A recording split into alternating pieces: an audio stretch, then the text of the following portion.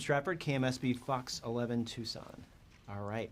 So, Charlie, let's just start with, I was blown away by how this piece really creates a 3D vision of Ed, and how it's not just sort of the surface two-dimensional thing that we've seen so many times before. Is that something that drew you to the project, was that depth of character? Yeah, I mean, I'd had the benefit of seeing the past 2 seasons of Monster and Dharma and Menendez Brothers, and from my initial conversation with Ryan, I understood that he was not only trying to have a very human and three-dimensional exploration of who Ed was, but also the impact that what led Ed on the journey that he'd been on, which were some of the, him trying to understand some of the atrocities that came out of the Second World War, but then all of the consequence of, the inspiration for the films that had been made about him, in Psycho and Texas Chainsaw Massacre, and the cultural impact that they had. And then I thought that Ryan does something really sort of subtle and interesting, and then turns the camera on himself and says, asks a question why he's telling these stories and what part he plays in this, and then turns the camera on the audience and says, why are you watching this? And so it just felt like a very smart, sophisticated way to tell the story in a really honest way. And in the tradition of storytelling, trying to actually illuminate as to what were the basis of these crimes, as opposed to just a sensationalization of the crimes themselves.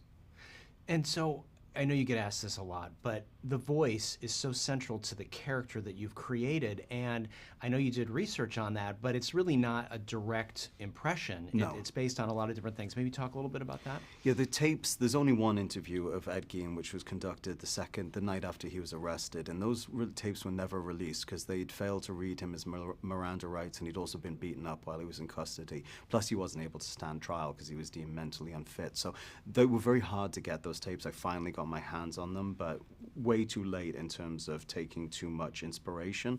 And so that voice came out of my understanding or perception of Ed. I knew from my research that he had what the local people described as a sort of a very effeminate disposition, but I didn't really want to instantiate that in a sort of a physical way. I thought there was something more interesting in understanding that his only relationship he ever had with his mother, he adored her. All he wanted was her love and acceptance, and yet she told him every day that she hated him because he wasn't born a daughter. So I thought that there was something interesting about that manifesting in his desire to be what he thought his mum wanted him to be and to get that love and acceptance. But also I liked that it sort of felt kind of artificial, that it felt like there was some disconnect between his sound and who he was that sort of spoke to the fractured nature of his mind. So let's talk real quickly too about, you inhabited this character in such a powerful way.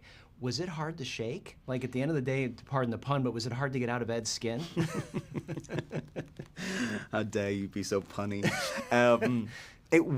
You know what, I went into this with some pretty clear boundaries in place that I ended up actually forgetting about, because it didn't end up being, because I'd understood him, it sort of demystified and took some of the darkness out of it for me. But I was very conscious going into it that I wasn't going to allow this to wreck my mental health. And so one of the things that I did was just be very conscious about leaving it when it was finished. And so we were shooting in Chicago. I stayed on it maybe 7 or 8 days after, and just tried to get back into my body. And the last thing I did was drive up to Wisconsin to visit Ed's grave and just say to myself and to him, say what needed to be said. I don't know if I was talking to myself or I was talking to him, but I just said that I hoped that we had told this story accurately and with truth. And that I was now going to go on my journey and he wasn't going to come with me. Wonderful. Thank you very much. Thank you. Appreciate it.